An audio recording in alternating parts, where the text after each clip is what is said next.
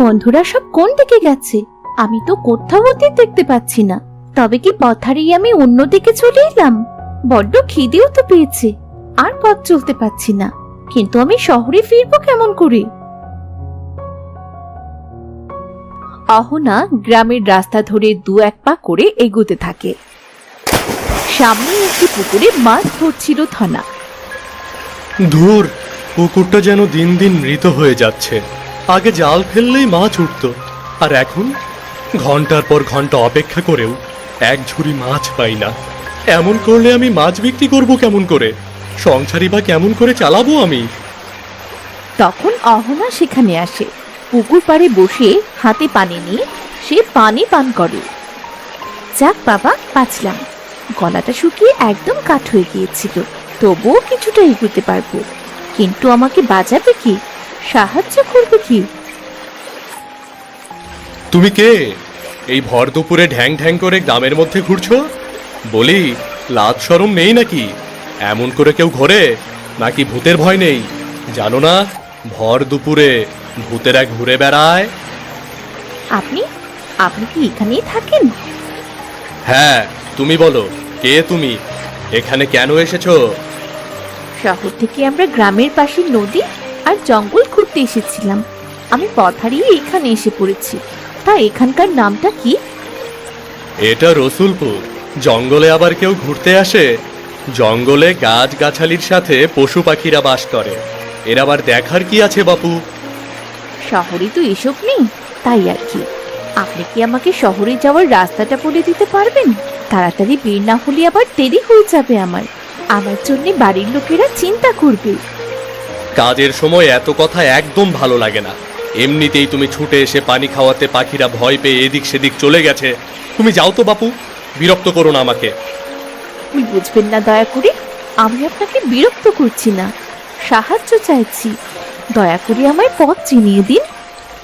ওরে বাপ রে, একেই মেয়ে মানুষ, তার ওপর শহরে। তোমাকে সাহায্য করতে গিয়ে আমি বিপদে পড়ি আর কি। আমার বউ যদি জানতে পারে আমি কোনো মেয়ের সাথে গিয়েছি, আমাকে ঘর থেকেই বের করে দেবে। তুমি যাও বাপু, যাও। ওসব সাহায্য আমি করতে পারবো না।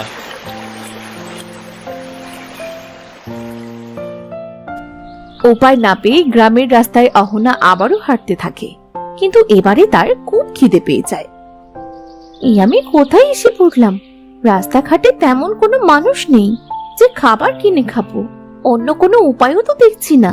একটা দোকান পর্যন্ত নেই। এমন জায়গায় মানুষ কি করে বাস করে? কিন্তু না খেয়ে বা কতক্ষণ থাকবো?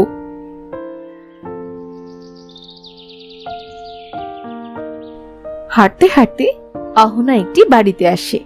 সেখানে দাওয়ায় বসে সেলাই করছিল লিপি। এই, কে তুমি?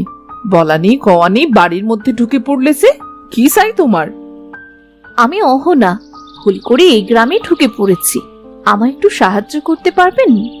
আসলে না, আমার খুব খিদে পেয়েছে। এখানে তো কোনো খাবারেরও দোকান নেই। আহ, কোন অতিথি এলেন আমার, যে কাজ ফেলে তার জন্য খাবার নিয়ে দৌড়াদৌড়ি করতে হবে? শোনো, এখানে ওসব হবে না। তুমি এসো তো বাপু। তাছাড়া আজ বৃহস্পতিবার নয়, বৃহস্পতিবার ছাড়া আমি আবার দান ধ্যান করি না। আচ্ছা, খেতে না হয় না দাও, আমাকে শহরে যাওয়ার পথটা তো চিনিয়ে দাও। মা গো মা, আমি গ্রামের সাধারণ বউ। বাড়ি আর পুকুর ঘাট ছাড়া কোনো কিছুই চিনি না আমি। যাও তো, আমার কাজে বিরক্ত করো না। আমায় আমার কাজ করতে দাও। একবার বলে খাবার দাও, আবার বলে পথ চিনিয়ে দাও। সত্য সব এমন ভাব করছে যেন আমি তার চাকর হই। অহনা তখন হাঁটতে হাঁটতে একটা গাছের কাছে এসে বসে রইল। কি অদ্ভুত গ্রামে এসে পড়লাম, কেউ আমাকে একটু সাহায্য করছে না। আমি না খেয়ে তো এখানে মরেই যাব। আমার কি আর কখনো বাড়ি ফেরা হবে না? লিপি তখনও বসেছিল। ওর বাড়িতে এলো ওর প্রতিবেশী বুড়িমা। লিপি, ও লিপি, কোথায় গেলি রে মা? পুকুরে পানি আনতে যাবি না? কেন গো বুড়িমা? আমি তো আজ আগেই পানি নিয়ে এসেছি। আমি একা মানুষ, আমার 1 কলসি পানি তুললেই হয়, কিন্তু তোমার জন্য প্রতিদিন আমায় 2 কলসি করে পানি তুলতে হয়। আমার রোজ রোজ কষ্ট করতে আর ভাল লাগে না বুড়িমা, তোমারটা তুমিই দেখো। ও তাহলে আর কি, আমি একাই যাই। বয়স হয়েছে তো, পুকুরে পিছলে পড়ার ভয় পানি তুলি না। আমি যাই রে লিপি। মন খারাপ করে বুড়ি পানি আনতে চলে যায়। ধনা তখনও মাছ ধরছিল। কি গো বুড়িমা, কেমন আছো? মাছ নেবে? দেখো না, কেবলই সব তুললাম, এখনো কেমন লাফাচ্ছে। না রে বাবা, রোজ রোজ মাছ পাতে পড়ার মতো পয়সা আমার কোথায়? কি যে বলো বুড়িমা, তোমার ছেলে শহরে মস্ত বাড়িতে থাকে, বিরাট চাকরি করে, তোমার কি পয়সার অভাব হবে নাকি? তা হ্যাঁ গো বুড়িমা, তোমার ছেলে কি আর কখনো গ্রামে আসবে না নাকি? এই বুড়ি চোখ না বুঝলে হয়তো আর আসবে না রে বাবা। কত খবর পাঠালাম, বলে আসবে সময় করে, কিন্তু আর সময়ই হয় না। গ্রামের অশিক্ষিত এই বুড়িমা তো শহরে বেমানান। তুই সর বাবা, আমি একটু পানি তুলিনি, ও বেলা রান্নাও তো করতে হবে। তুমি পারবে পানি তুলতে? তুমি এখানেই দাঁড়াও বুড়িমা, আমি তোমার জন্য কলসিতে পানি এনে দিচ্ছি।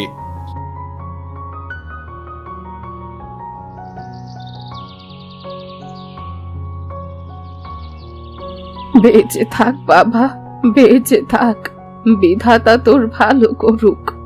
আমি এখন যাই, বেলা বেলি রান্না না করলে যে মহা বিপদ।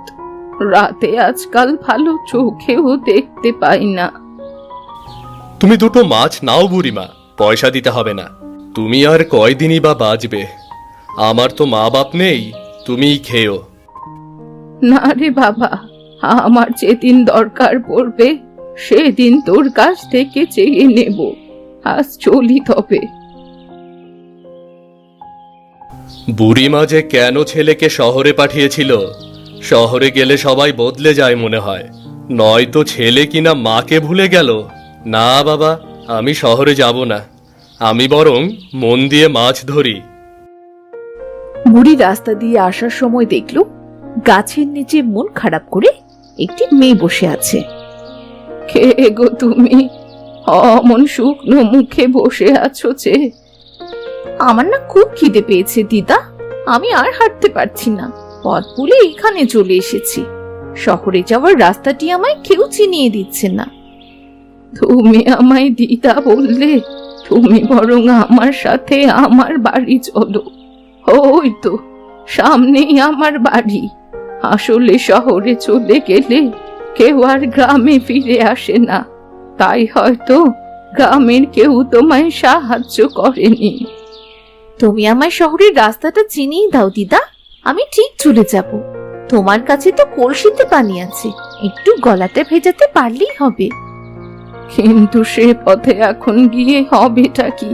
কাল সকালের আগে তো কোনো বাসও পাবে না। একটাই বাস আসে, তাও সকাল 11টায়। আজকের রাতটা তোমায় এখানে কষ্ট করে কাটাতে হবে যে। এই খোলা আকাশের নিচে? ও বাবা গো, এ কি বিপদে পড়লাম। এখানে থাকবে কেন? দিদা বলে ডেকেছো, তখন আজকের রাতটা না হয় আমার ভাঙা ঘরেই কাটিয়ে দাও। শহুরে ব্যবস্থা তো দিতে পারবো না, তবে গ্রামের মতো অতিথি সেবা করতে পারবো। এসো এসো আমার সাথে। আর কোনো উপায় না পেয়ে অহনা বুড়ির সাথে বুড়ির কুঠিতে আসে। চারিদিকে গাছ গাছালিতে ভরা, ছোট্ট ঘর, সাথে বারান্দা, পাশেই উনুন। অহনা সেখানেই বসে পড়ে। তোমার বাড়িটা তো খুব সুন্দর দিদা, কিন্তু এখানে তো কেউ নেই, তুমি কি একাই থাকো? হ্যাঁ, আমি একাই থাকি। তা তোমার নাম কি গো? আমার নাম অহনা। কিন্তু এই বয়সে তুমি একা থাকো, এটা তো ঠিক নয়। তোমার কি কেউ নেই? বাহ, ভারী সুন্দর নাম তো, কেউ থাকবে না কেন? আমার ছেলে, ছেলের বউ, নাতি নাতনি সকলেই আছে। ওরা শহরে থাকে, তুমি বসো, আমি তোমার খাবারের ব্যবস্থা করছি। মুখটা একদম শুকিয়ে গেছে।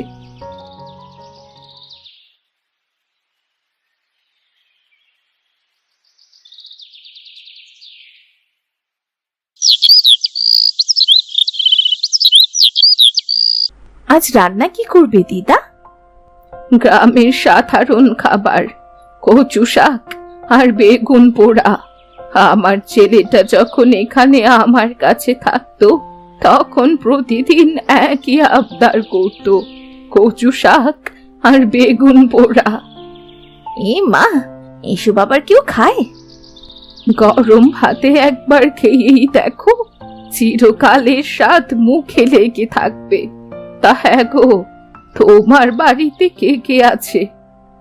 আমার মা, বাবা, ভাই আর আমি। গল্প করতে করতে বুড়ি মন দিয়ে রান্না করে। বেগুন পুড়িয়ে রাখে, সাথে কচু শাক রান্না করে। কচু শাক রান্নার গন্ধ অহনার খুব ভালো লাগে। বাহ, কি ভালো গন্ধ! ও দিদা, আমার বড্ড খিদে পেয়েছি গো। আমি যে আর না খেয়ে থাকতে পারছি না। ওই আচারের বয়মটা নিয়ে এসো, বেগুন পোড়াটা মাখিয়ে দিচ্ছি তোমায় খেতে। আচার? বাহ, এটাও তো বেশ।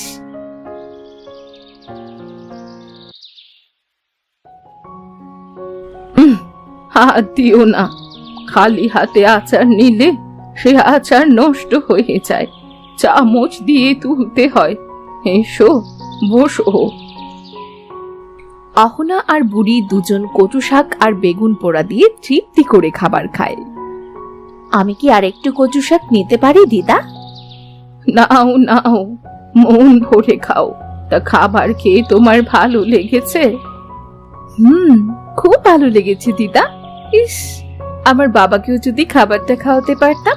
জানো দিদা, আমার বাবার নাম অরুণ চৌধুরী, কিন্তু শহরে গেলে অরুণ সাহেব বললে যে কোনো লোক তোমায় আমাদের বাড়ি চিনিয়ে দেবে। তুমি যাবে আমার সাথে? অরুণ? তুমি অরুণের মেয়ে? সে কি গো, তুমি আমার বাবাকেও চেনো? ওরে, আমি যে তোর দিদা, আর অরুণ যে আমার একমাত্র সন্তান। কি বলছো কি দিদা? আমরা তো জানি না যে তুমি গ্রামে আছো, আমাদের দিদা আছে। এসব আমরা কিছুই জানতাম না। এসব ঘটছেটা কি? আমি তো কিছুই বুঝতে পারছি না। তাছাড়া তোমার ঘরে দুটো খেয়েছি বলে তুমি আমায় নিজের নাতনি বলে চালাতে চাইছো? না রে বুবু, তা কেন হবে? আসলে তোর বাবা তো অনেক মানি মানুষ। গ্রামের অশিক্ষিত মাকে তার আর দরকার নেই। তোমার কাছে কোনো প্রমাণ আছে? হায় বিধাতা, এমন দিনও দেখতে হলো, নিজের নাতনিকে দিদা হওয়ার প্রমাণ দিতে হবে। হ্যাঁ, তোর বাবার পাঠানো কটা চিঠি আছে, ওখানে হয়তো ঠিকানাও আছে। একটু দাঁড়া, আমি নিয়ে আসছি।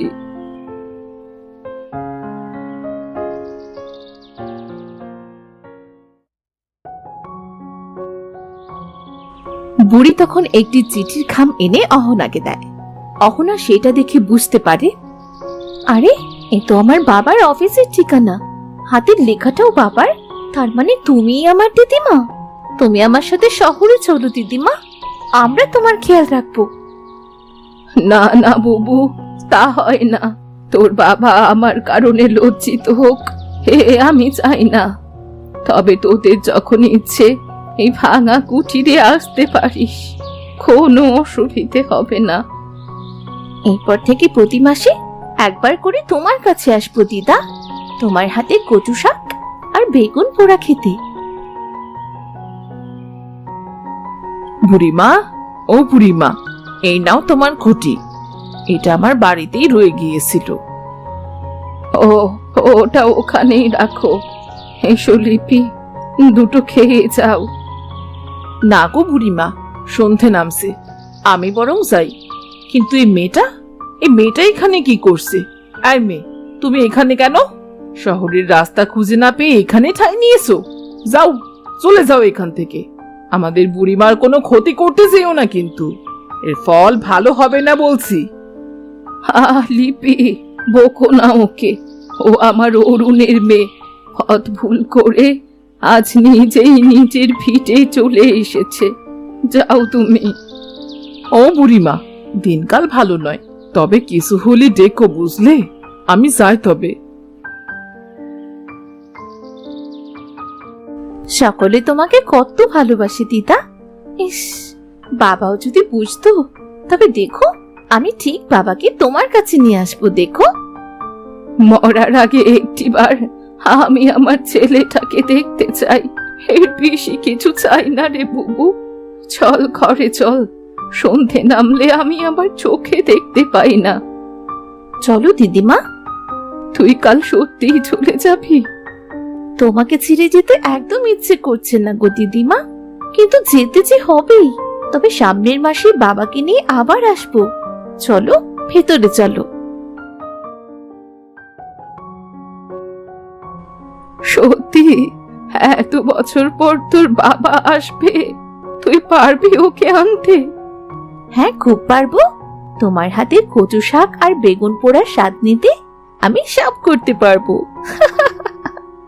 পাগলি একটা, কাল তোকে আবার কচু শাক আর বেগুন পোড়া করে খাওয়াবো।